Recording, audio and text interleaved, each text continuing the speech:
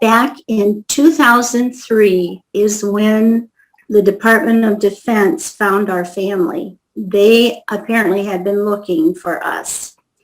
So, take it from high school clear up to when I went to nurses training college and had children of my own.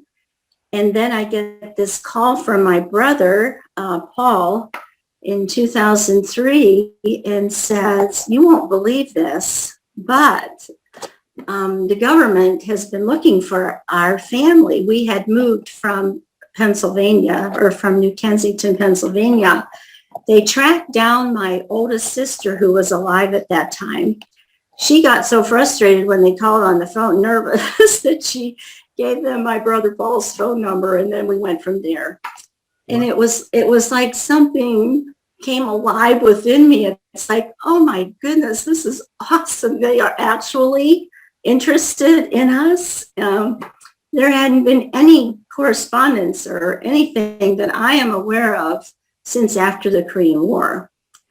So I think that got things rolling in my mind. 2003. So the Defense Department reached out to your family, and yes. What was the message? Well, they wanted to take our DNA, my brother's and then mine, and get it into the system. So, I think that's when this was becoming very popular, to be able to do that. They have made such a tremendous advancement in checking the DNA,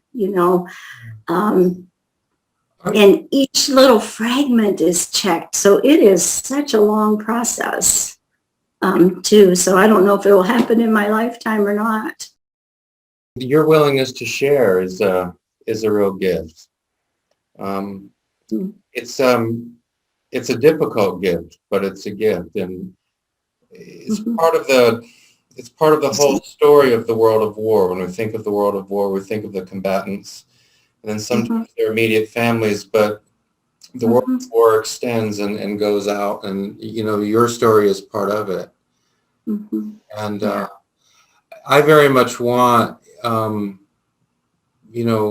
to encourage folks to be aware of what's going on, that the Korean War is not over. And not only is it not over because the DMZ is still there and we have all the enduring problems on the Korean Peninsula, it's not over because there are family members who still wonder what happened to the some 8,000 in Korea who are still missing, 8,000 Americans who are still missing. Yes, right. And I didn't realize even how many other nations were involved as well. That was part of my education going over there to, from the United Nations.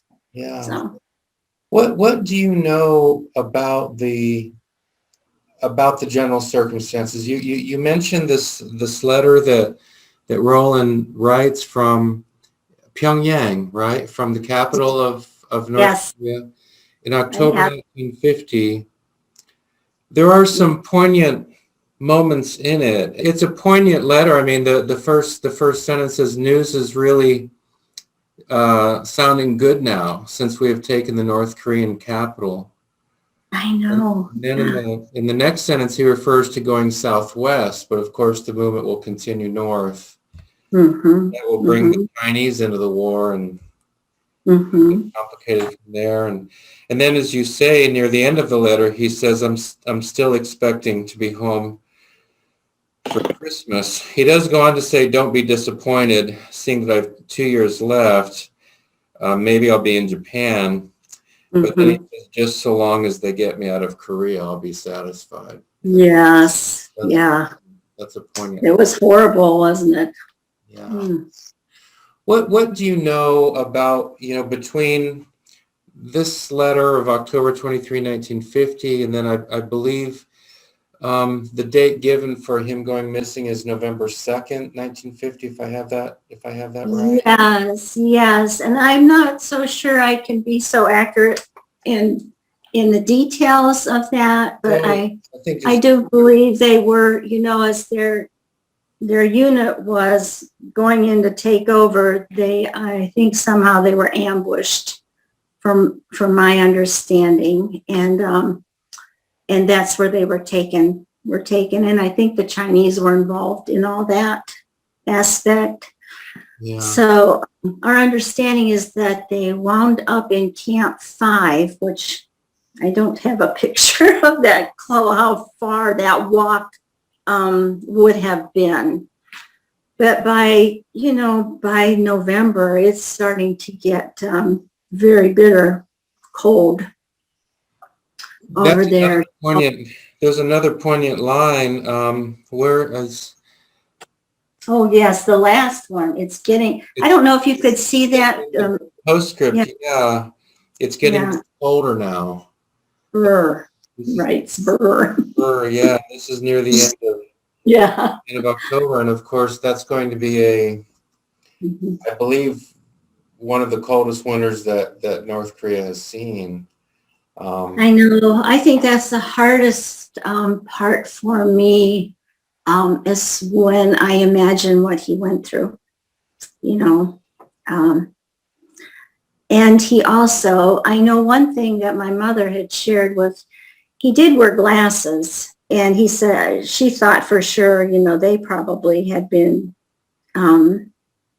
lost or broken or something in all of this, and it was hard for her to imagine him without his glasses, not being able to see properly, and then the whole condition of the filthiness and being in an infirmary, which I did want to bring up something to you that I hadn't before. I was able to talk to a man that was in the infirmary with him. He said, I believe I have found the names of five men who are still living that survived Camp 5. He answered the phone, and I told him who I was, and I told him that my brother Roland, which he had already known from this other man talking to him, knew that I would probably be calling. And I wanted to find out how he really knew my brother. How did I know that without insulting his memory? Yeah. So I said to him, and I asked him, I said, how do I know that you really knew my brother? And he said, well, I will tell you. He said, whenever anyone came into the infirmary, knew he had already been in there. He was in there for beriberi and pneumonia, I think. The man who was the nurse, they called him the nurse, had us memorize everyone's name. They would go around and they memorized the names. And he said, I remember Roland. He said he not only had dysentery, he had pneumonia. And he said, I remember, and let me see if I can find that, because I relayed all this to my family. He said both of them had dysentery and pneumonia, but Skip also had beriberi. Harry Damon was like a nurse who took care of all of them, and he credits Harry for saving his life. Some were just too sick to save. Harry died after returning to the States. Skip remembers, Harry forcing Roland to eat millet. He told him to eat it or to stuff it down him. So, I mean, for him to remember like a detail like that must have left quite an impression. Wow. And Richard Lindquist was another soldier who made sure that all the men in sick bay knew each other. And that's why Skip remembers Roland. Skip also mentioned that there were two doctors, Dr. Anderson and Dr. Shedas, who were with the 8th Cavalry, who had also been captured, and they looked after them. But again, there really wasn't a whole lot they could do. So you do have confirmation that he was in Camp 5. Yes. Yeah. Mm-hmm. Mm-hmm.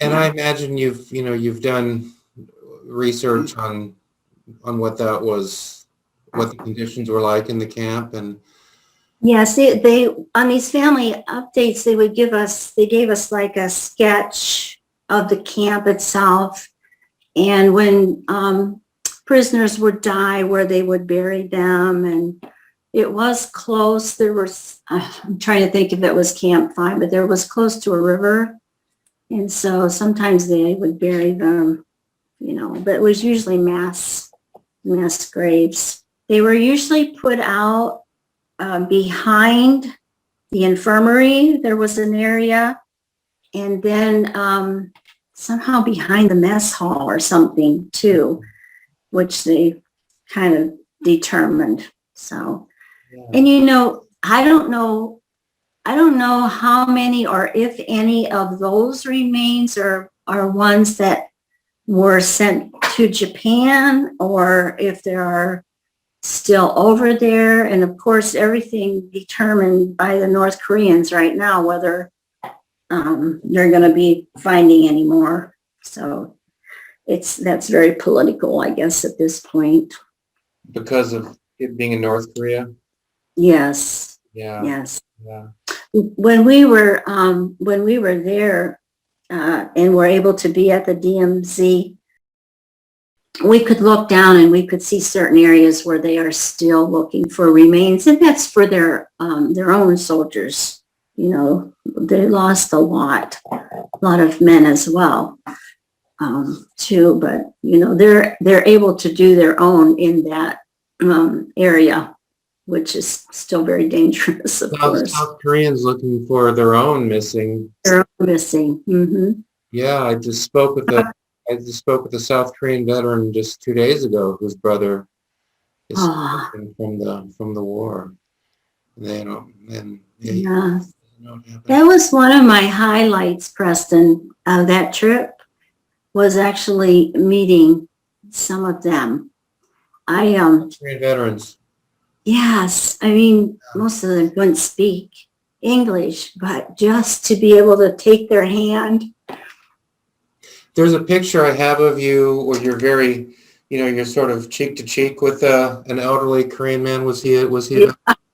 Yeah, we ate lunch together too, and that was the DMZ was right behind us. We sat in this area building too, and yeah, just elderly, sweet, gentleman.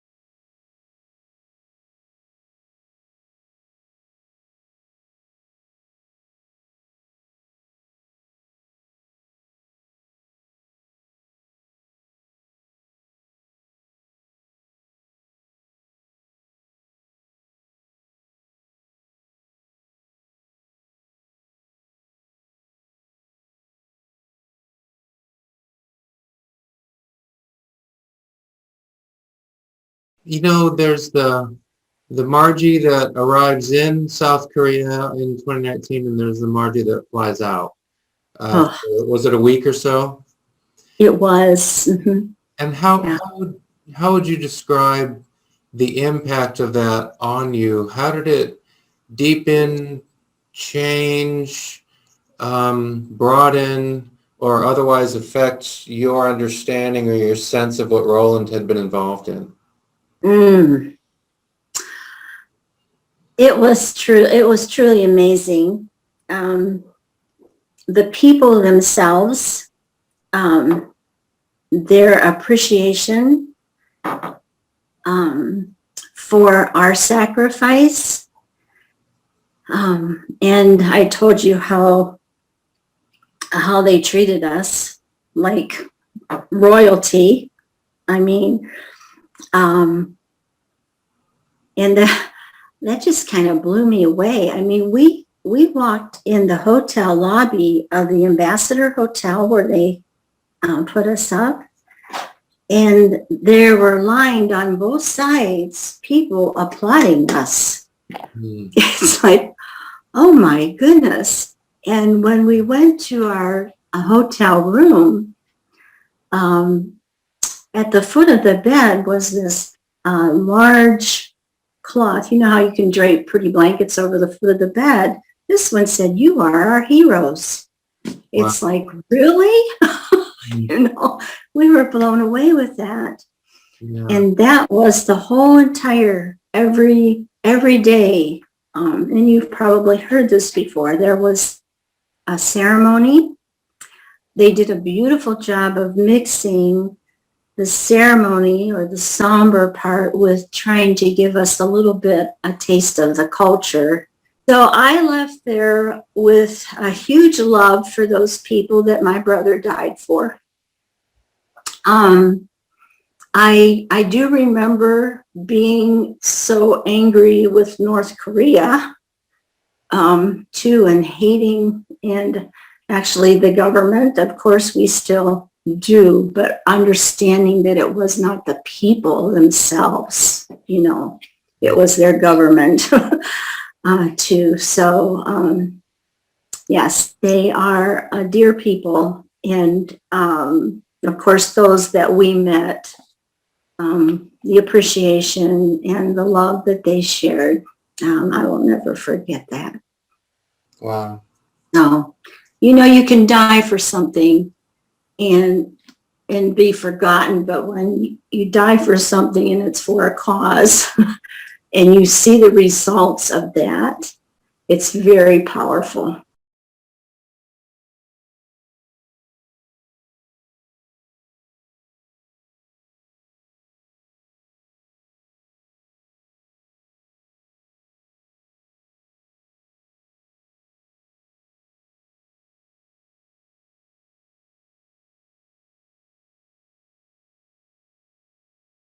Hi, Roland.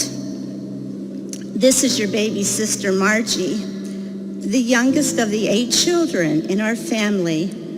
I'm all grown up now, and I'm here with our brother, Paul, in Seoul, South Korea.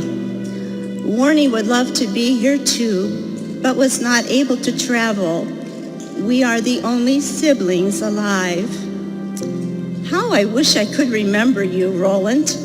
Everyone else remembers you, and I tried so hard to believe I did, but I was just a toddler when you left home to join the Army. As a young girl, I would stare at your picture and think about you. You and Paul were the only blonde-haired, blue-eyed kids in the family. Sadly, my earliest and most vivid memory is when 2 men dressed in military uniform came to our home.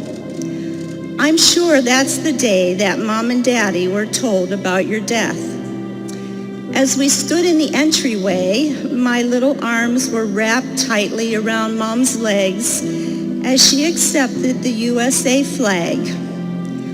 I remember the flag being unfolded on the living room floor. It was so big and it seemed to fill the room. I probably sensed the sorrow that also filled the room that day. Even then, Roland, I don't believe our family ever gave up hope of your return. Paul remembers the day you left home. You were so excited about going to boot camp that you ran down the front steps, jumped into your buddy's car, where your girlfriend was waiting, and off you went. You never looked back.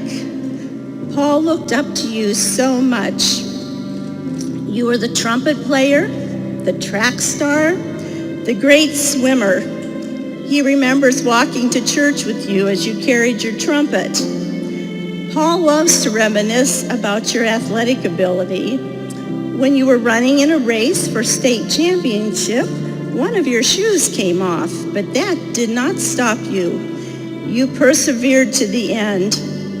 I'm so happy to tell you that Paul was proud to follow in your footsteps. He ran track, was a great swimmer, and to this day can play his trumpet with class. He was also blessed with a beautiful singing voice. Our entire family has grown. We all married and have families of our own. You are uncle to 28 nieces and nephews, great uncle to 54, and great uncle to, well, I've lost count. 2 of our nephews bear your name. Roland, it is so very important for me to tell you that you have never been forgotten, that you have always been loved and deeply missed. There was never a family celebration, a holiday, or just our day-to-day lives that you were not remembered. Occasionally, we would see your friends and be reminded of how much they missed you too. And even though I don't remember you, you have been the missing piece of our family. When I was young, I asked Mom if you could possibly be the one buried in the tomb of the unknown soldier in Washington, D.C. She said she didn't know, but thought it might be possible. I really wanted it to be you. As a high schooler, I was given the opportunity to write a patriotic speech. In my speech, I spoke of your sacrifice for our country. I believe it was then that I began to understand what others already knew. You are a true American hero. A few years ago, I was sharing with a friend about you.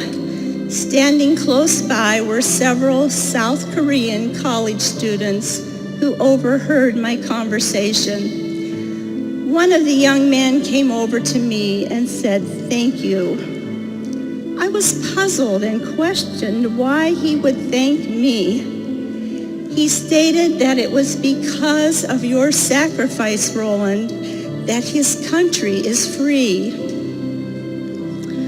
One of our family's most treasured possessions are the letters that you wrote home. You are a wonderful writer, and I feel I now know you from your letters.